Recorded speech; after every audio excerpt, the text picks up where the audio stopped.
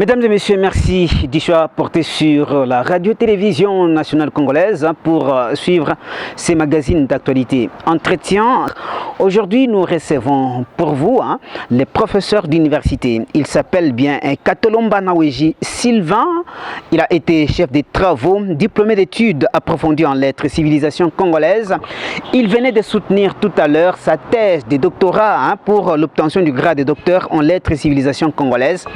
Il a soutenu sa thèse à partir de Kolwezi, lui qui est de l'université de Lubumbashi. Nous allons en savoir plus pourquoi les choix de la ville de Kolwezi. Il est avec moi sur ces plateaux. Et alors, pourquoi la délocalisation de la soutenance publique de cette thèse? La délocalisation rentre pratiquement dans une vision d'un homme, Richard Miege-Manguesmans, le gouverneur de la province du Lualaba, qui a voulu, n'est-ce pas, qui a sollicité à l'université de Lubumbashi la délocalisation de la soutenance de cette thèse afin d'inaugurer un instant pédagogique et de créer l'émulation au niveau du Lualaba. Vous savez qu'il y a plusieurs institutions universitaires dans lesquelles le gouverneur a investi avec son gouvernement en construisant des amphithéâtres modernes, en soutenant la recherche au 3e cycle des assistants et chefs de travaux. Et alors, il a voulu prêcher de manière pragmatique, comme lui-même est un pédagogue. C'est pratiquement ce qui est à la une aujourd'hui en ce qui concerne l'Église. Là, nous avons démontré qu'il y a le contre-modèle religieux en lieu et place du modèle originel qui a son fondement dans la Bible. Et le contre-modèle religieux, par des pratiques de manipulation, des prophéties savamment montées, où on profite déjà d'une situation de crise pour manipuler et torturer les citoyens. Et le citoyen est torturé comment? Il vient parce aujourd'hui la société congolaise a un problème d'emploi. Et vous arrivez à l'église, on vous dit non, vous aurez tout à l'église, l'emploi, les voyages, les enfants, autant de promesses d'espoir.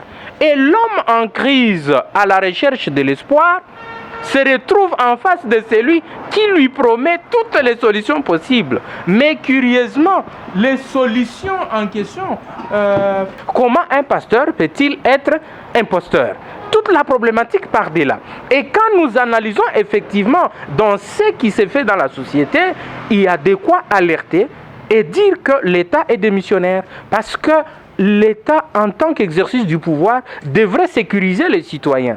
Il devrait voir de près, bien que notre constitution consacre ce qu'on appelle la liberté des religions, mais il revient à l'État de savoir qu'est-ce qui est dit aux citoyens.